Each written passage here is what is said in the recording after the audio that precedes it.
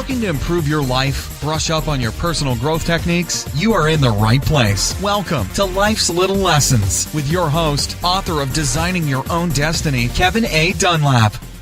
Hello, everybody, and welcome back to today's show on Life's Little Lessons. And today, I just want to introduce to you a lady that I met just recently on Facebook, and she is a wonderful lady from what I've known from her so far. She actually hails from Denver, Colorado. Her name is Allison Taylor.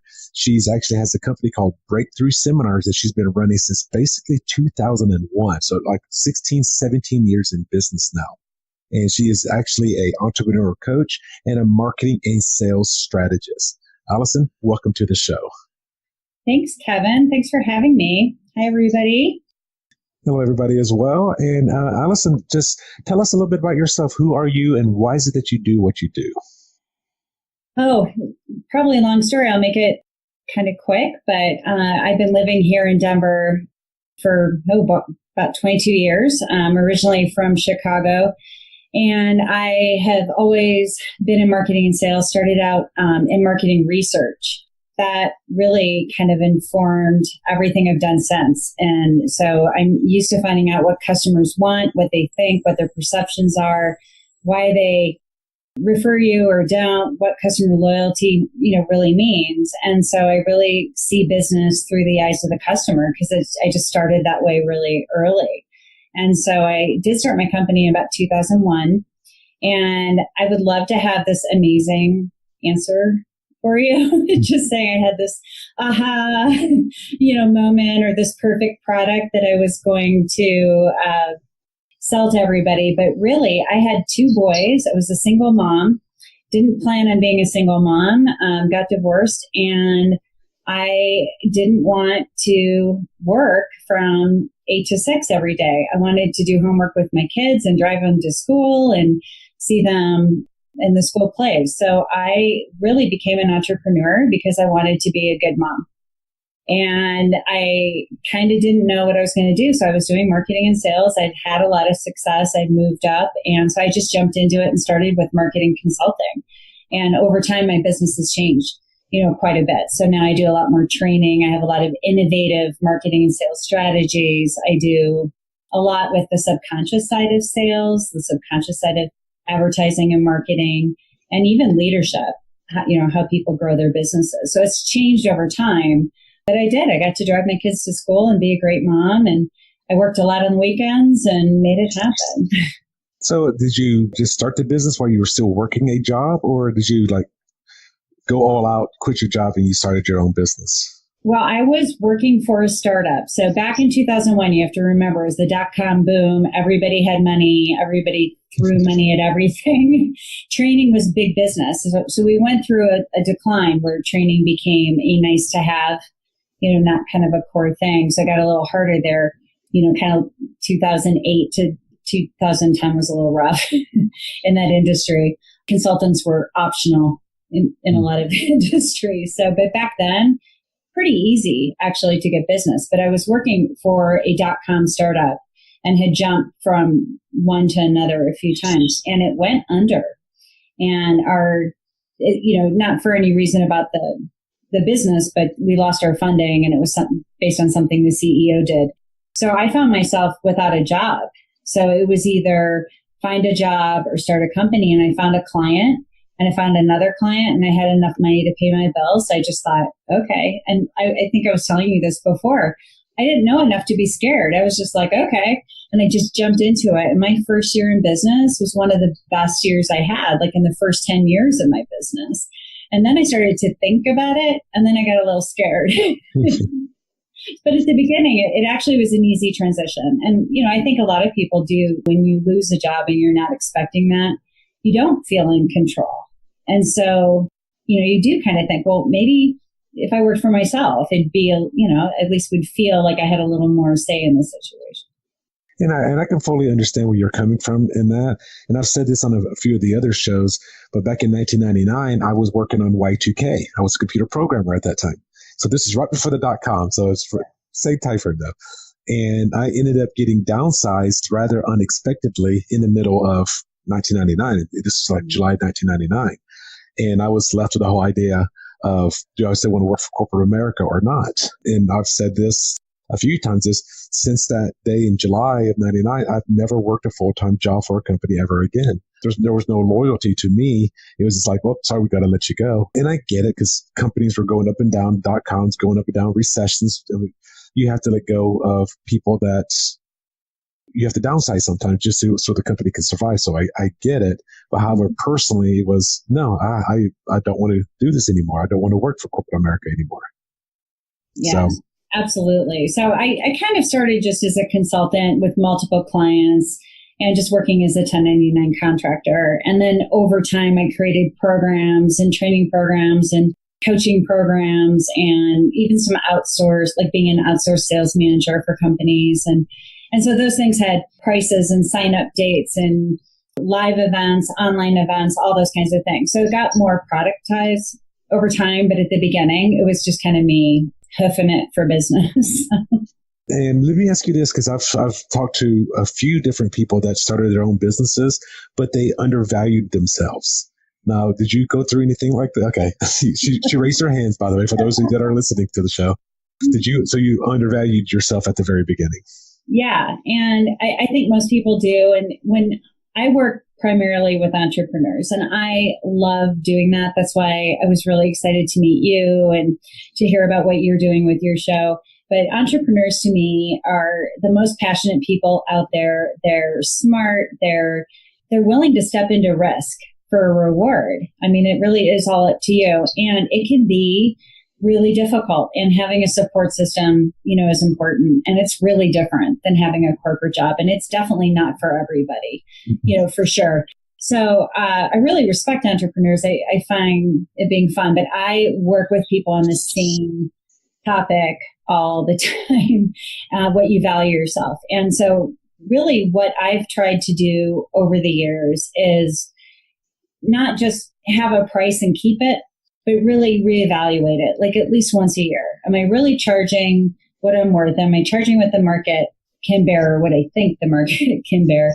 Have I played with this at all? Like, how else could I package this? What else could I do with it? And try not to get kind of in a rut, but you can say, I'm going to double my price. I'm going to charge $400 an hour. Lawyers do it. I can do it. Well, if you can't hold the energy of that price, you're never going to sell it. So it really comes down to what you believe your own value is and kind of what your beliefs are. So if you want to charge more, you got to work on that before you put that new price out, because you have to be kind of lined up with it. Okay. Does that make sense? Well, it does. And something that I've talked about before, and maybe we could talk about this as well, since you've got multiple programs and it sounds like you have multiple ways of people to contact you or to connect with you through your business. It's all about having sales funnels. Are you strong? I'm assuming you're a strong proponent on having a sales funnel in place? In some businesses. Okay. I personally avoid kind of the social media sales funnel type thing. I do have a program this year. I'm going to do a little bit of that with it, but my primary sales funnel is word of mouth and referrals. And I work really hard. When somebody gives me a referral, I will make sure that the person they referred is so happy that the person that referred him gets all the credit. So it's worked really well for me. For the most part, my business is through word of mouth primarily. And if that's not happening, then I really feel like I'm doing something wrong. Because when you hear about something that's going to create a benefit that you really need or solve a problem, you'll refer it before you even use it. I think that there's this perception out there that people refer people they're happy with. But statistically, more referrals are given before somebody's experienced it. So they hear about a new restaurant, or people like novelty. They like news. If they hear about something new, they'll talk about it, even if they haven't used it, which is really weird. Or they'll refer when they've made the decision. So they don't know for sure it's going to be great, but maybe I'm going to buy something from you, Kevin, right? We have a conversation and I decide to sign up for something that you're doing. And so I've made the purchase decision, but maybe you haven't delivered the work, but I'll go tell 10 people because I'm so excited. And it's because my brain's focused on it in the purchase decision. Once I decide, my brain's on to something else. And so most people wait to ask for referrals until the very end. And so what I've done with my business is just say, listen, the reason I am affordable is because I grow by word of mouth. I don't do a lot of marketing. I like to like the people I work with. I have wonderful customers. So if you know anybody else that's wonderful like you, I'd love to meet them. And it's worked really, well for me. But I'm definitely my version of sales training and is relationship sales. Okay. Yeah. So one of the things that we kind of talked about in the pre-interview is that we were talking about marketing, and you say you do very little marketing. It's all of yours is a word of mouth, which is in some ways could be a very risky way of doing the business, but it's also you're keeping kind of like your heartbeat or whatever you call it, your hand on on what's going on, because it's all more market, and it causes you to be more authentic and better at what you do because everything is driven by the word of mouth. Yeah, so I'll take a little piece of that back. I work a lot on the marketing. I don't spend a lot on the marketing.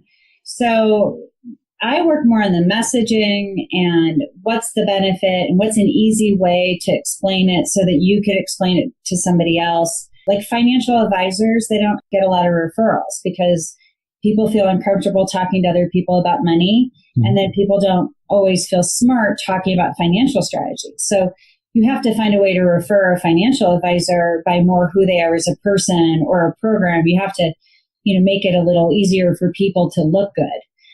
So we actually have like a 4-pronged model on this. So I would spend a lot of times, like if I had a new program coming out, I'd spend a lot of time really working on what's the viral message? Like what is the piece or the story that I want people to share?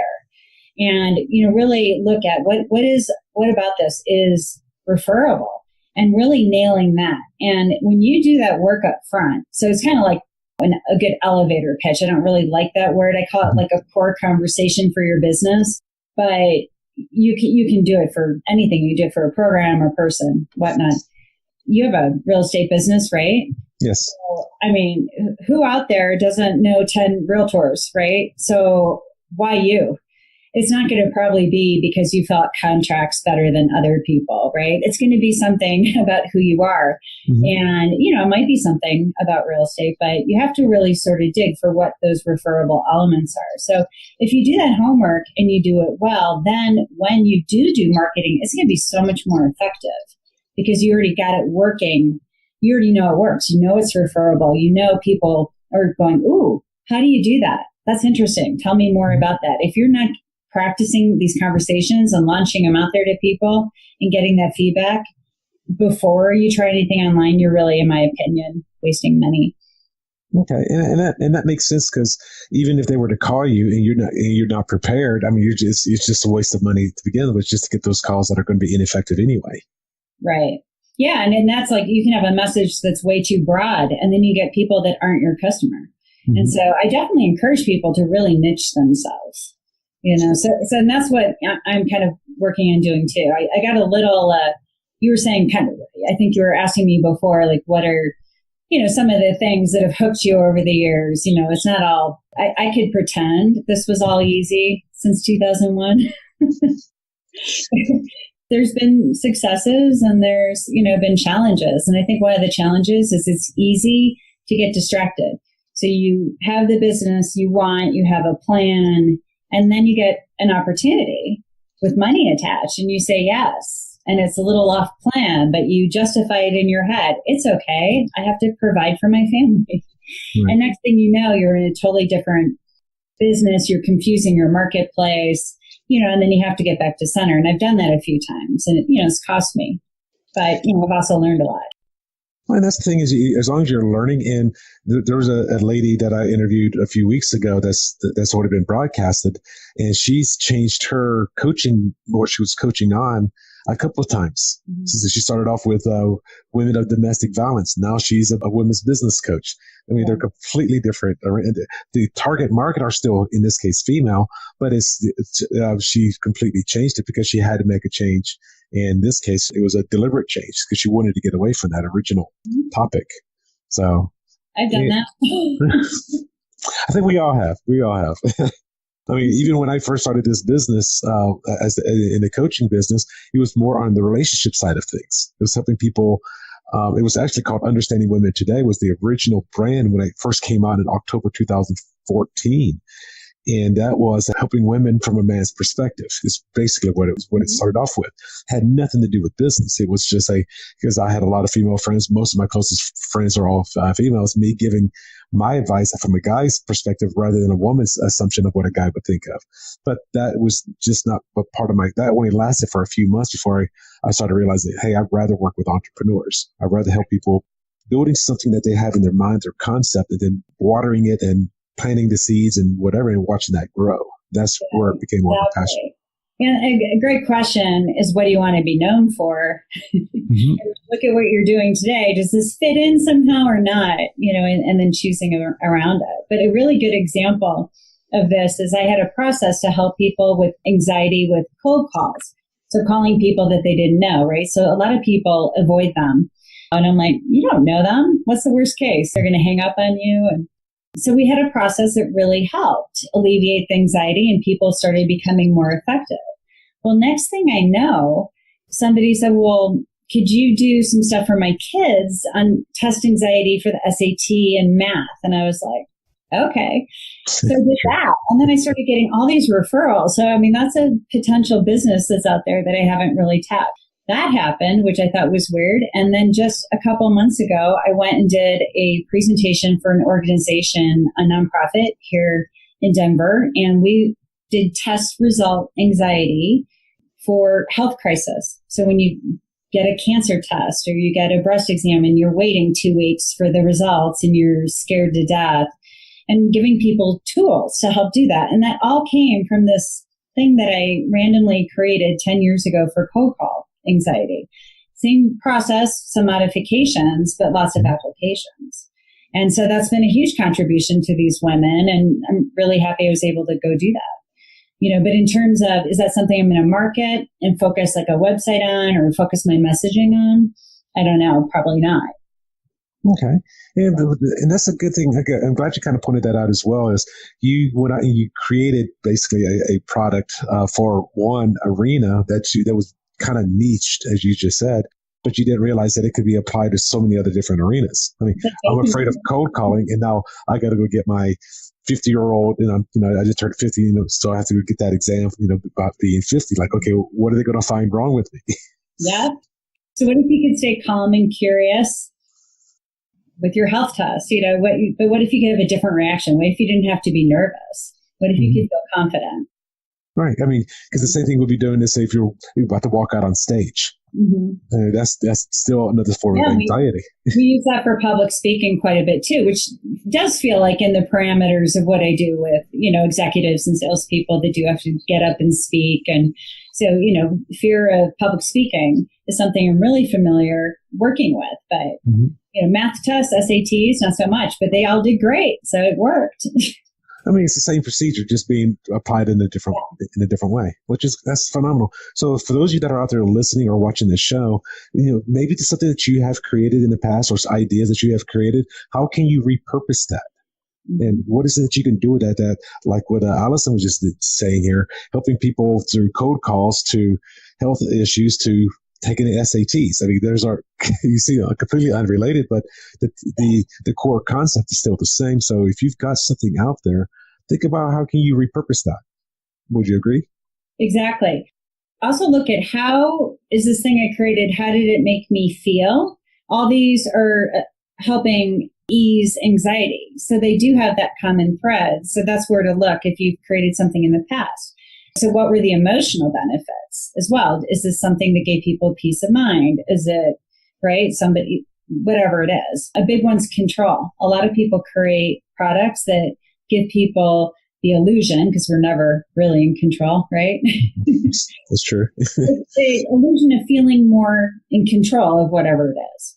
And so those, if you get a good kind of meaty one like that, those are the ones you can repurpose for sure.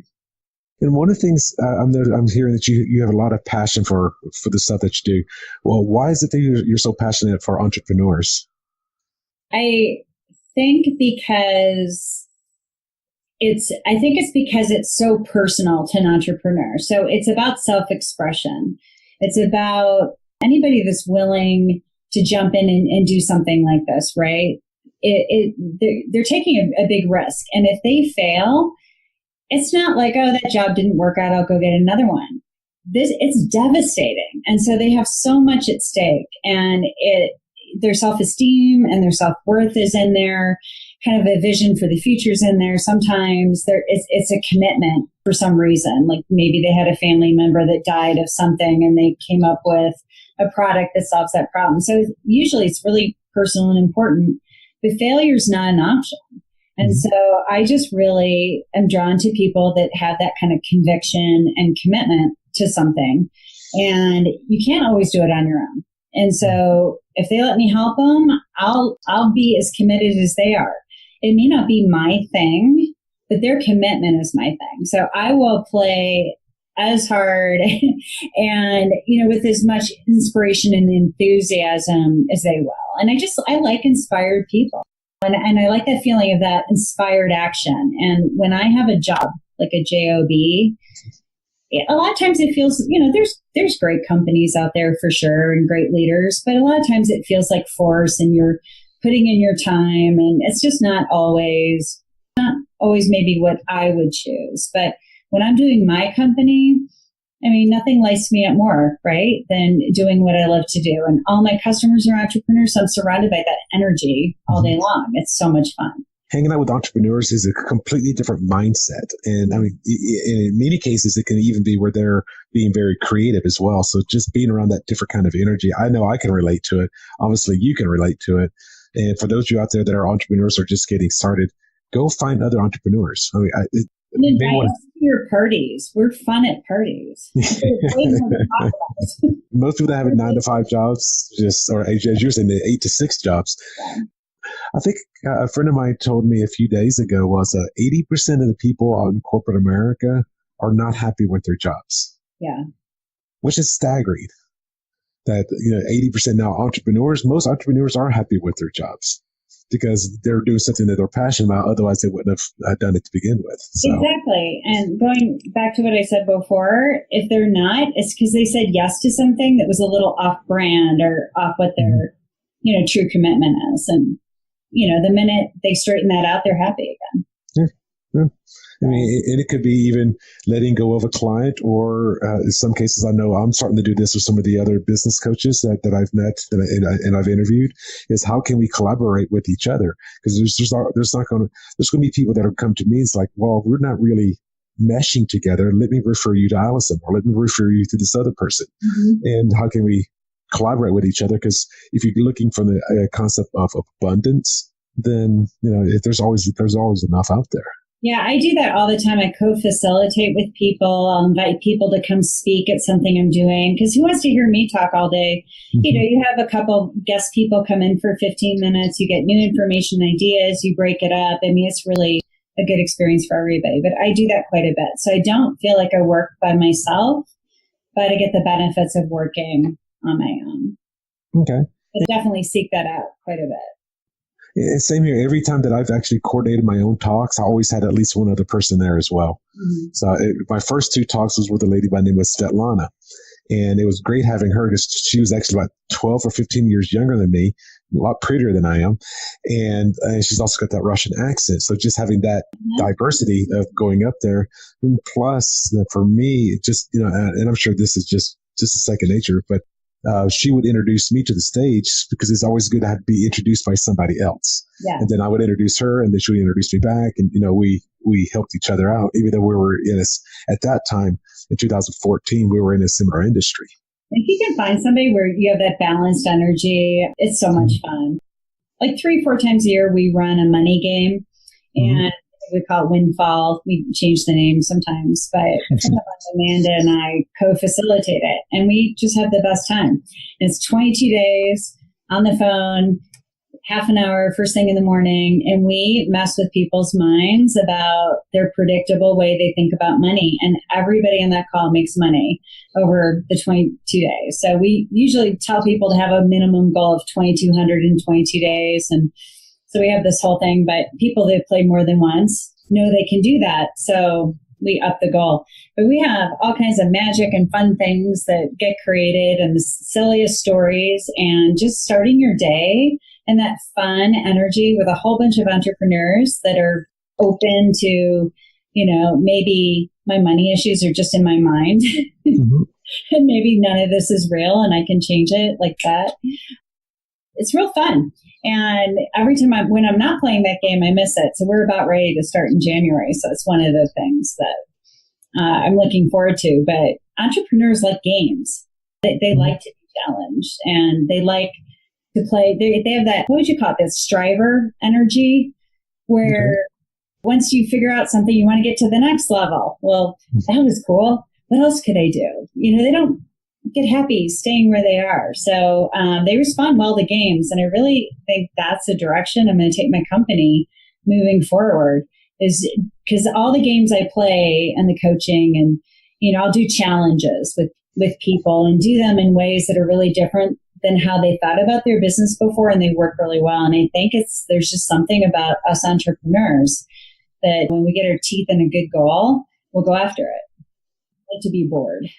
And now that I think about it, yeah, I think you're absolutely right there, is that entrepreneurs have a different energy about them, a different mindset. They are, like you said, they're striving to do something more, while a lot of people that may have a cubicle job or something like that, they're just ho-hum. They don't have that kind of... secretly striving, but just haven't broken out yet. Right. True.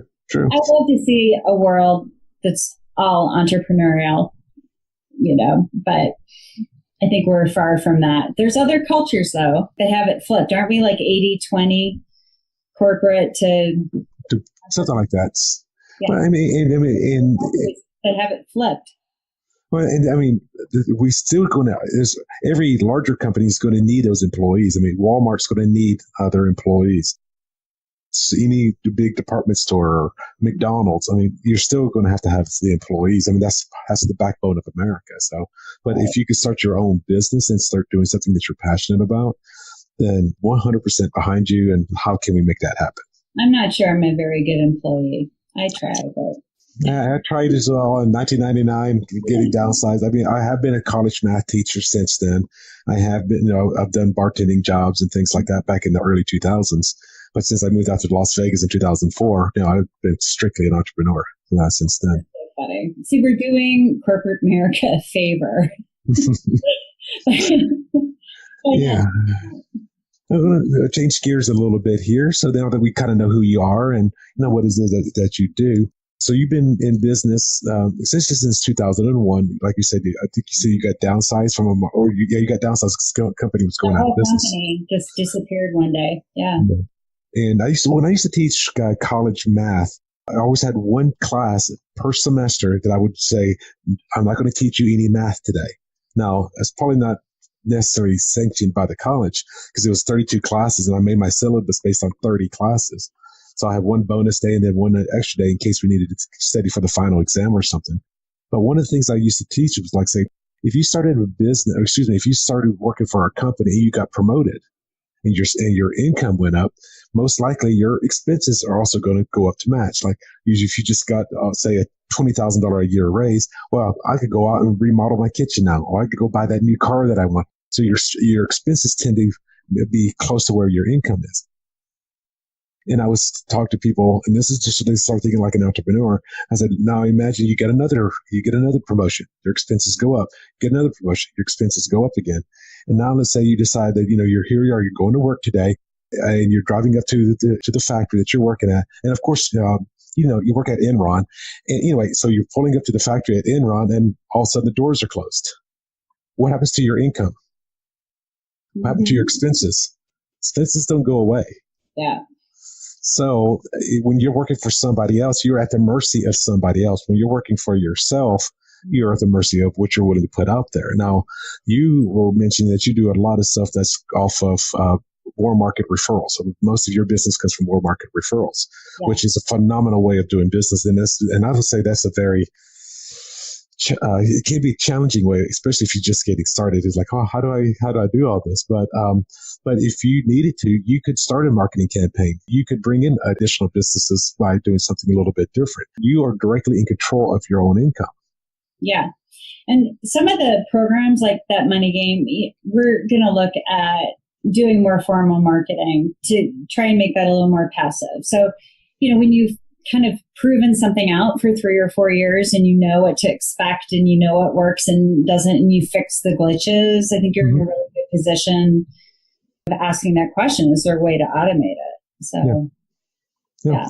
But you can't, it sounds predictable, but you can't predict anything. The craziest things have happened, where I think something's happening for sure.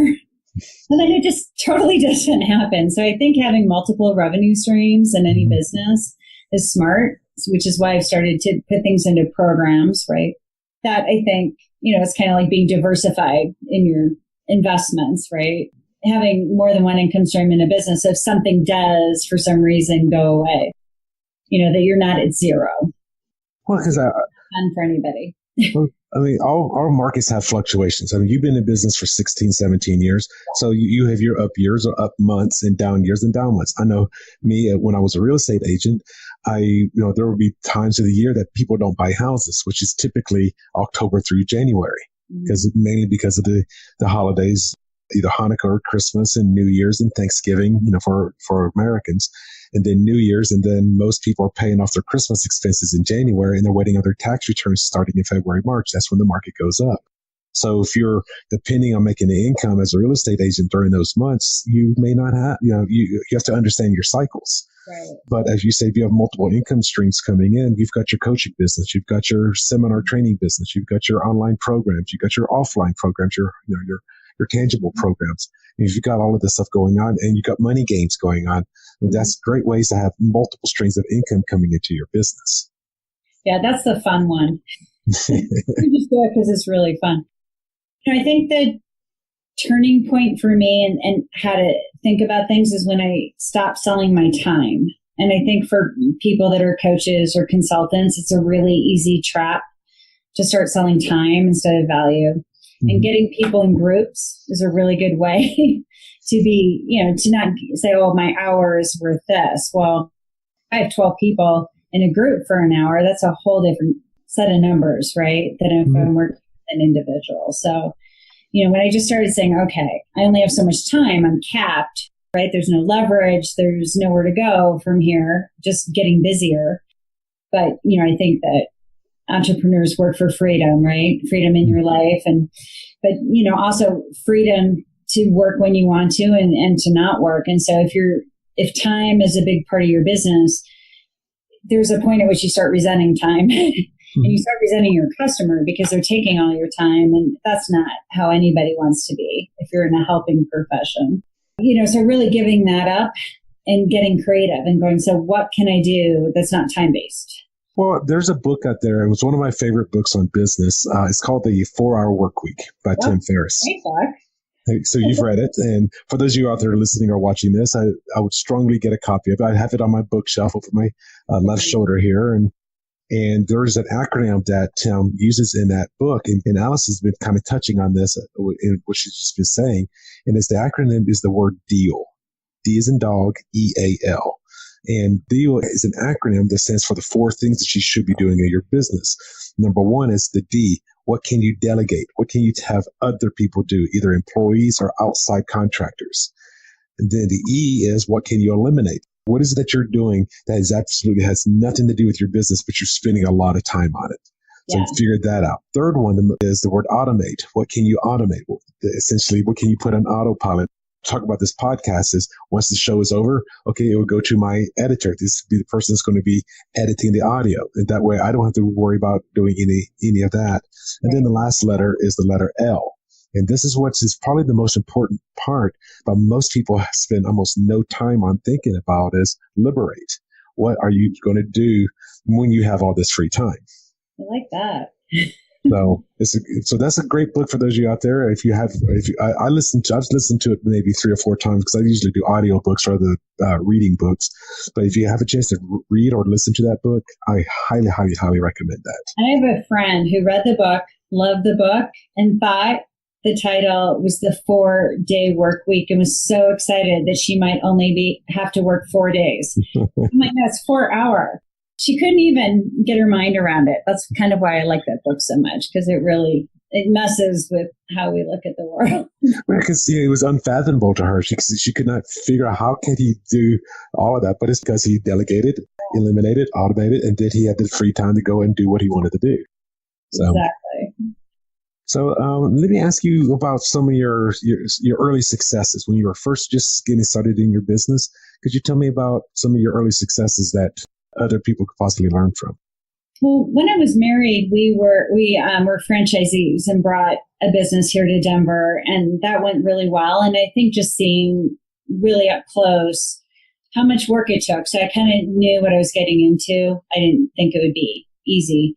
So I was realistic, I think. But, I got that taste of that entrepreneurial spirit. So stacking successes is a powerful thing. So when you have a little success, how can you build on that? That's really good for the mind and your sanity.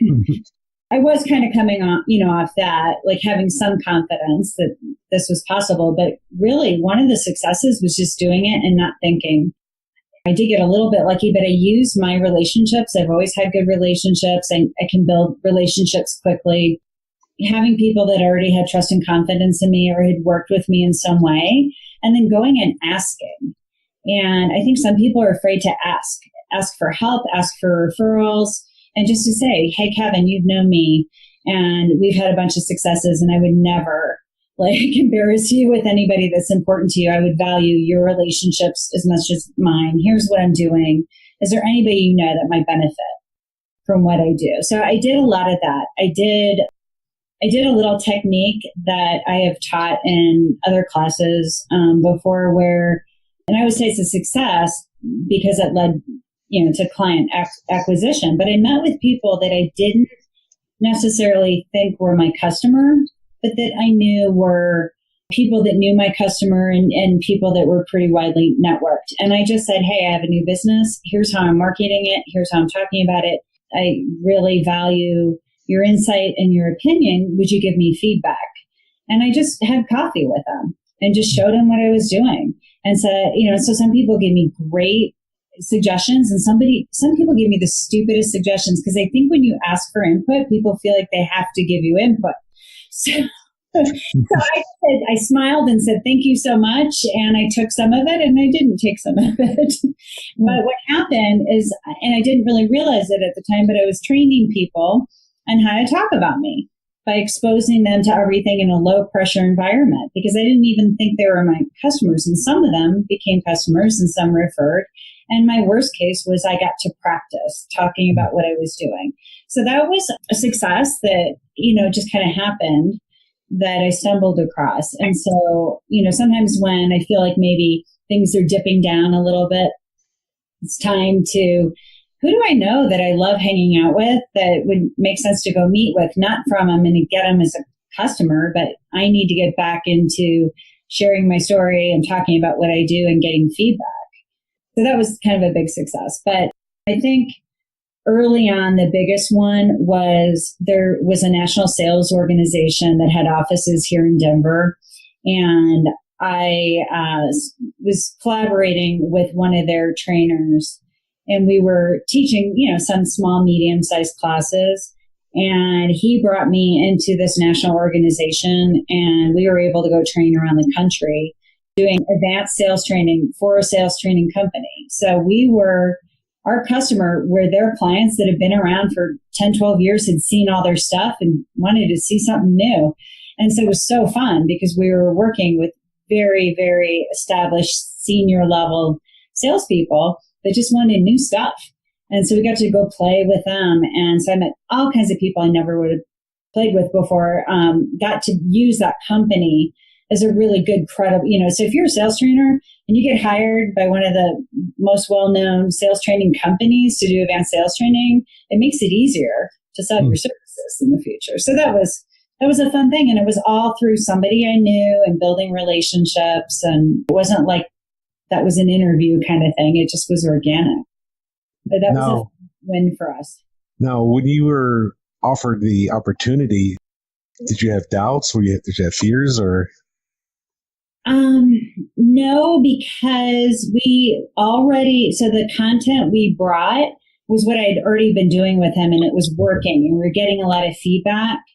So it was I got the opportunity because of the reaction to what we were doing. And this is the brain stuff, the subconscious mind, like changing beliefs at the level of the subconscious and changing things structurally in the body. We were doing like audio and visual and kinesthetic processing exercises with them and, nonverbal communication. So we were doing things, we were videoing people and having them do a little presentation so they could see the weird things their bodies were doing. It might be creating a little, lack of confidence with the people they were selling. We were doing the cold call anxiety stuff. So we had these things they'd never done before that were fun, a lot of up and down and, you share this and break into groups, and it wasn't lectures, so it was very interactive and fun. So and I still do a lot of that stuff today.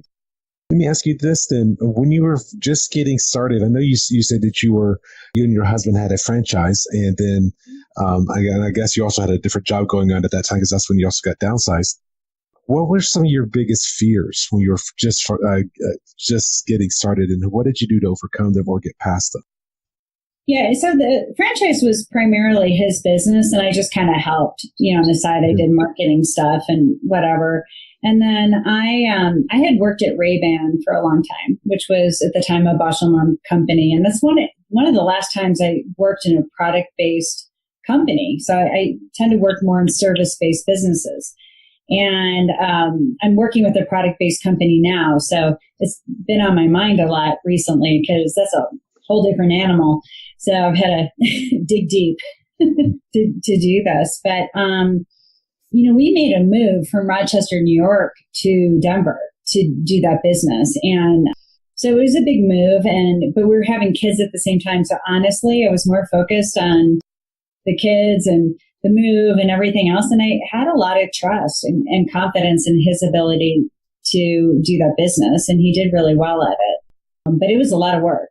It was 3 a.m. mornings and late nights and not a lot of sleep. So, and like I said, I didn't get ready to do my own business. Like it had been in my back of my mind here and there, but it really just happened.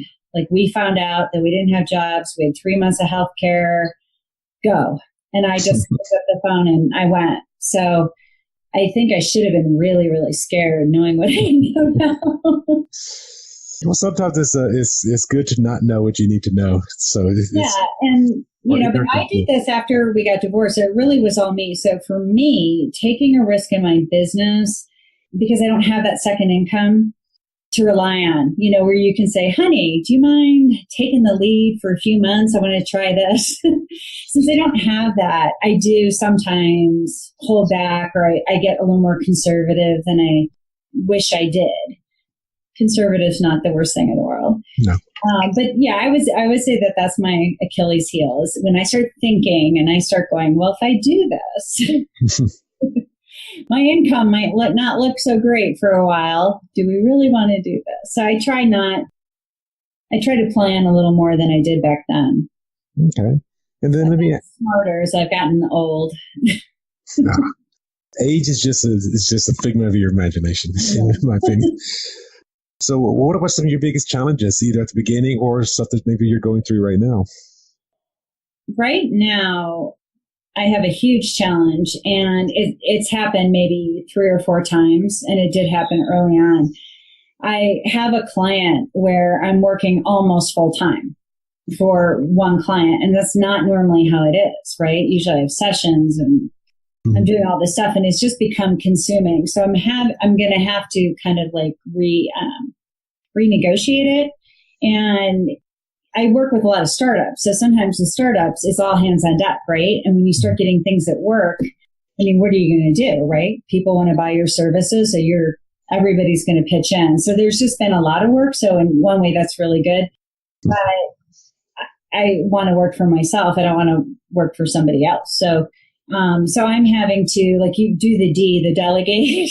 Mm-hmm. I'm having to back off from that and find my balance in my own company again. And so I did from about mid-summer, this past summer till now, I've let myself kind of fall into that a lot more, so it's fine, but it's just, I always have to keep an eye on it. What's the balance I want in my company, like in terms of how much time, but also in terms of the contracts and the people and the kinds of work I'm doing. And I miss my clients, and I've had to say no to some people, and I don't want to do that. And we haven't done a seminar in like 4 months, so I can't wait. I'm really excited to get back out there.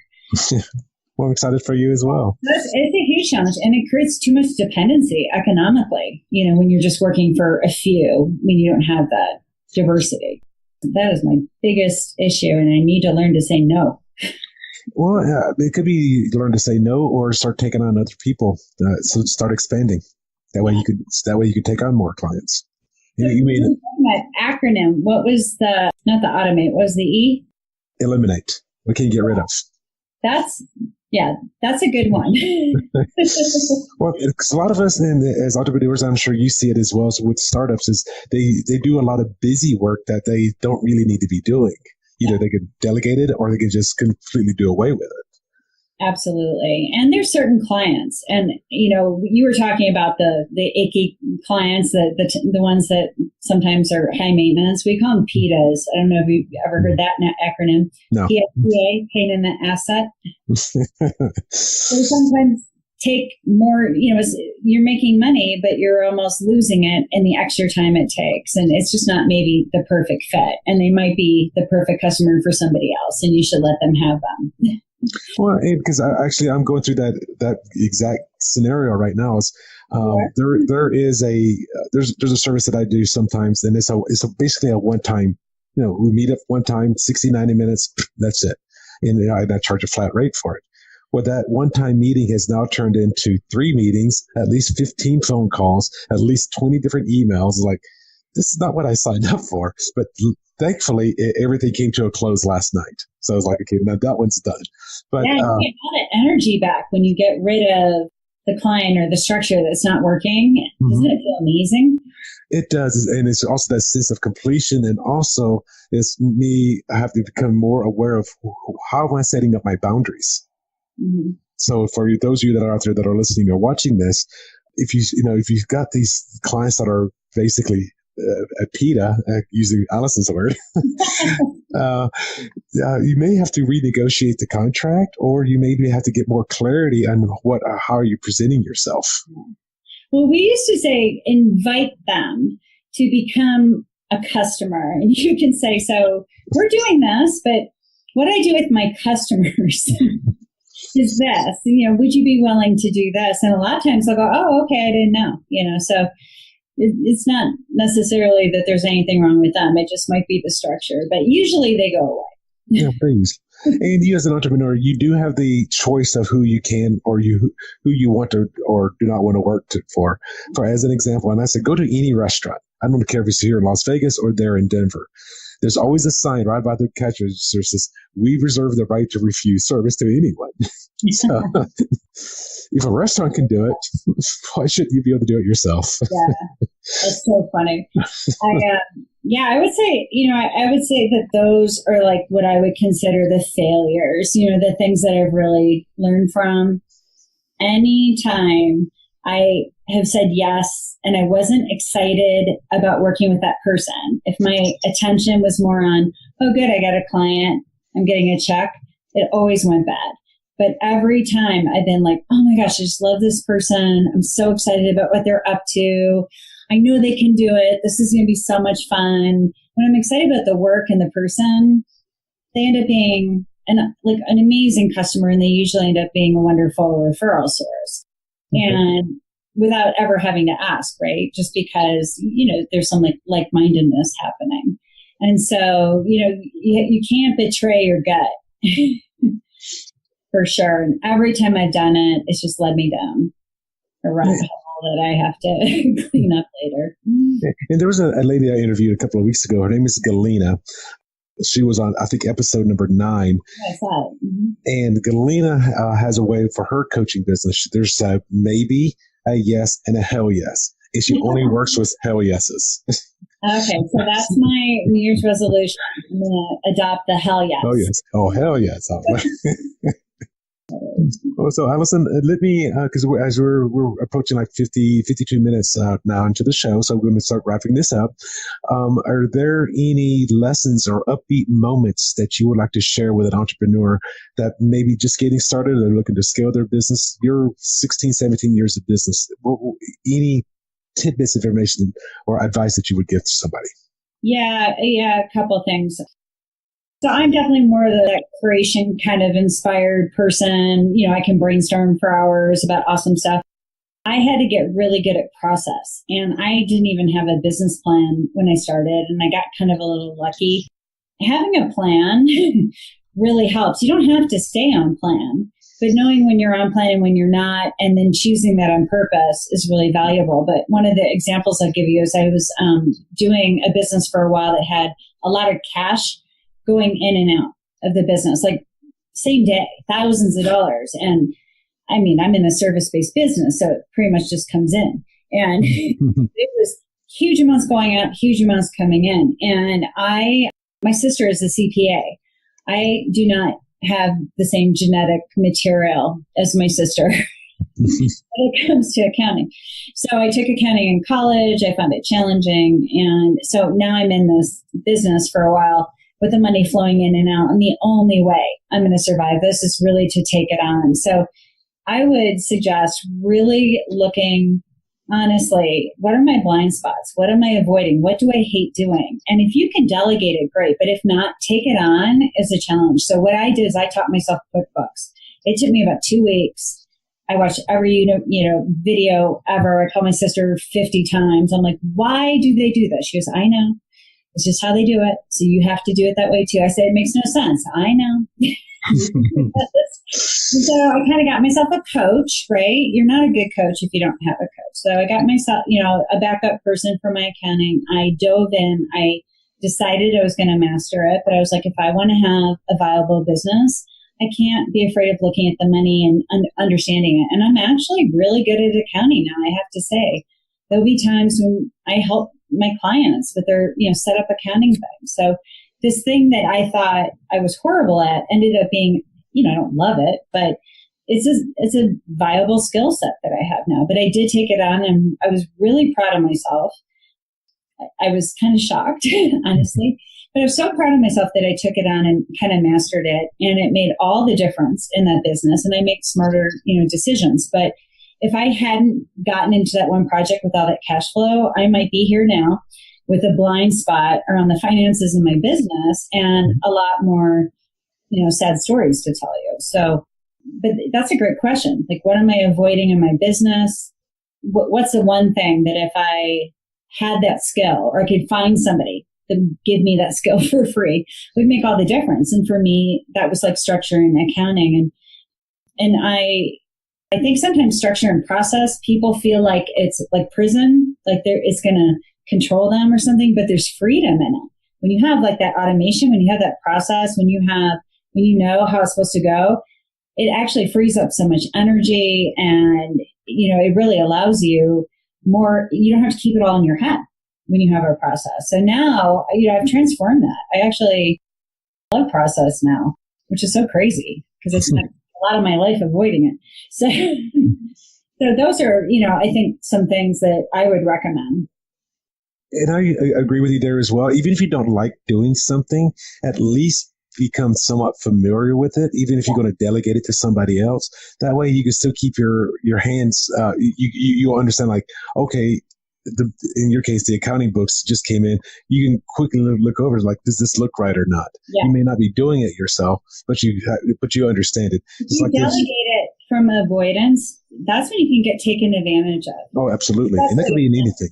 So you do want to learn it. It does not mean you have to do it for the rest of your life, but you want to learn enough that you know that the person you delegate to, if they're good or not. Mm-hmm. Oh, absolutely. I mean, the same thing with say building a website. At least be a little bit familiar with it. If you're doing blogs or like in my case about the podcast, I understand the editing part of it now that I'm starting to delegate it to somebody else. So when the show comes back and I'm listening to it before I'm going to launch it, I can say, okay, you forgot this, you forgot this, you forgot this, and I mean, the first podcast that I had somebody else do, I actually told the guys, hey, the person being interviewed is speaking too fast. Not meaning that they're talking like they're from New York.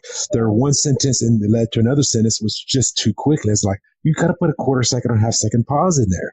I mean, you take out that breath, yes, but then that one statement go to the next statement. You need those little pauses, and so I was teaching him how to do that, and now he's starting to come back with better quality stuff.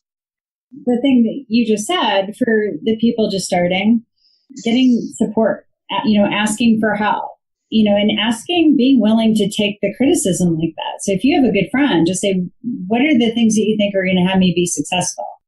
What are the things you see in me that maybe I don't see? And then what do you think are the 2 or 3 things I need to work on?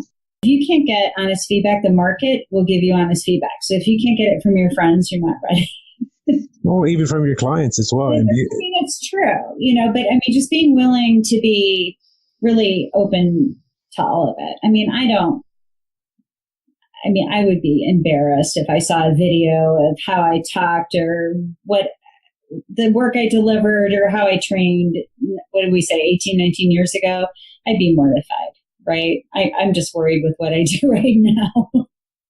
It's a process. And I think people have to be forgiving and get that you're going to learn along the way and it's going to get better and better. And I mean, and actually I still have, because I shot a lot of video when I was a real estate agent. I mean, I probably have nearly 500 videos of walkthroughs of houses going all the way back into October 2009. And my very first video, I mean, I was 250 pounds back then. I mean, I was like 60 pounds heavier than I am now. I wasn't wearing a great shirt. My hair was all messed up. I was walking through a house. I had dogs barking, echoes on floor with the TV on, and an absolutely horrible video. And obviously, it was my first video back then, so I uploaded it to YouTube.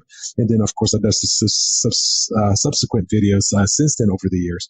Do you think that video is still up on YouTube right now? Probably. Absolutely it is. I'm proud of it. This is how far I've come. I mean, look at this. This is testament. You can't fake this. Well, yeah. I mean, you have to just start. Yes. I mean, the big thing is just start wherever you are and just start. And you don't have to quit your job to start a business. You can do it on the side. It's probably actually advisable. It takes the pressure off.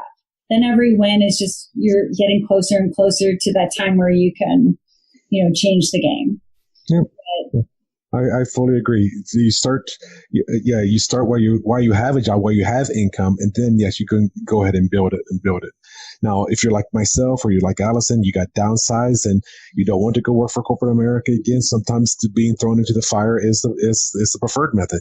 You could be like Allison, that was like a 5-year-old, no fear, just go headstrong. It's just yeah. And about 5 years later, when the recession or whatever happened. Right.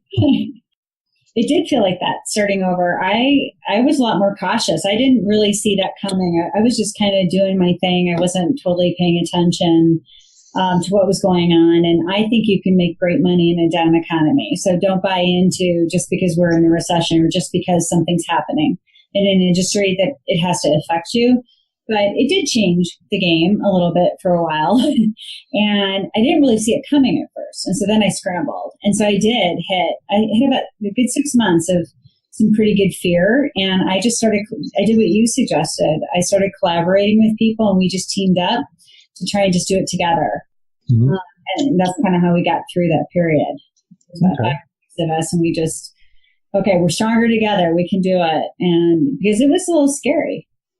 Yes, it can be. And it's like we said before, everything goes in cycles. So you have to be prepared for the downsides, if you're a new entrepreneur, save money. Every single dollar that comes in, just pick a percent, put it in a savings account and don't touch it. Actually, I'm going to do second that by saying, not only do you put some money into a savings account, you open a second savings account, and that's where you put all your money that you'll be paying your taxes with. Yes. Because you have to be prepared, because your taxes are being taken out when you're an entrepreneur. And that's the whole topic of another show. So, and that's a really interesting one. People will say, okay, I'm going to charge $150 for whatever I'm doing, this little session or something. And then they think, oh, this is great. I have $150. No, you don't. You have the part you're saving, you have your taxes, and then you have all your expenses. And so when you really break it down, that's how you increase your prices. When you really see that the part you're getting is not very much, that's the fastest way to increase your prices for sure. But I love that. I love multiple savings accounts. You can have a travel account. You can. I have 6 bank accounts. Do you? For my business. I have 4. So, yes, I have one for my personal savings, personal checking, business checking, the taxes account, the investments account, and then the education account. Well, then we're good because I wasn't counting checking. So, yeah, I have 2 of those. I have 6 too. And I have 4 savings accounts and I use them for different things. So that's going to be the topic of another show, because that's a whole topic. You should totally do that show. Yeah. Yes. I learned it's called the JAR system. So, but yeah, that will be a topic of another show. However, right now we're a little over than an hour right now. So we try to keep this under an hour. So what I'm going to go ahead and do is, Allison, before we go, are there any last words that you would like to share with the audience or even with myself? Just trust your inspiration. If you have that moment where you really feel inspired and you can see it, you may not know how it's all going to come together, but really trust that, because that is kind of that inner wise part of you saying, ooh, this could work, So something really catches your eye and you think, wow, this could be a business, like write it down, document it, don't lose that, because that stuff's gold. Mm-hmm. Absolutely. Well, that's very good advice. Always have something to write it down on, or in today's technology, there's apps like Evernote or other kind of notepads. You can just put it in on your phone and come back to it later. So, okay, how viable is this idea or this concept? Don't talk to people. If you think it's a great idea, it's a great idea. You don't have to let people talk you out of it. And that's good, just very good advice, especially if your people you're talking to are not entrepreneurs. Mm-hmm. So anyway, well, Allison, I do want to say thank you for being on the show today. Fun. Thanks for having me. No, of course, it's my pleasure. I mean, my whole goal here is to help not only your business out and get more awareness to who you are and what you do, but also to have the advice and the knowledge that you have to go into the brains of the listener, so they can say, hey, maybe they could start doing something a little bit different as well, and to actually start or to expand that business that they have. Yeah. And if we'll put this probably online, but if any of your listeners ever want feedback on like a elevator pitch or marketing pitch, I do that, just friends and family all the time. So happy to do that. So we'll put something up about that. But okay, well, that's good to know. Is there like a website that you want to send people to that may want to get in contact with you? Yeah, so we have AllisonTaylor.net. In that website, it does lead to other sites and things, but you can find lots of information on programs we're doing, and information's about referral marketing, which we talked about, and message makeovers, and what's important in a good referral marketing elevator pitch. Okay, so that was AllisonTaylor.net. That's AllisonTaylor.net. And like she said, she's got all kinds of different leads and stuff on there that we should be able to give you a hand on that. And if you want to hire her for or do some consulting with her as well, I'm sure you can contact her through that website as well. So, Allison, I do want to say thank you for being on the show. It's been a great pleasure having you here today. Thank you. Oh, it's my pleasure. And for those of you that are listening to the show, as she was talking about feedback or testimonials and such, below the video on the YouTube, if you're watching this on YouTube, or on my website at kevinadunlap.com, which you can see all the shows on there, please leave a comment, please leave a message, positive or negative. So we're always looking to try to improve ourselves. And also if you're on iTunes, please give us a good rating as well. And we would really appreciate that. So any last words before we say goodbye? I'm good. You enjoy your warm weather. I'll enjoy my snow. Yes, it is winter. Yeah, it is almost winter. Actually, it is the first day of winter, I think, today. So enjoy your beautiful weather you're having up there. Right. Okay, I'll see everybody later. Bye. Thanks so much for listening to this episode of Life's Little Lessons with your host, author of Designing Your Own Destiny, Kevin A. Dunlap. For more great content and to stay up to date, visit kevinadunlap.com, facebook.com/kevinadunlap.author, and on Twitter @KevinADunlap. We'll catch you on the next episode of Life's Little Lessons.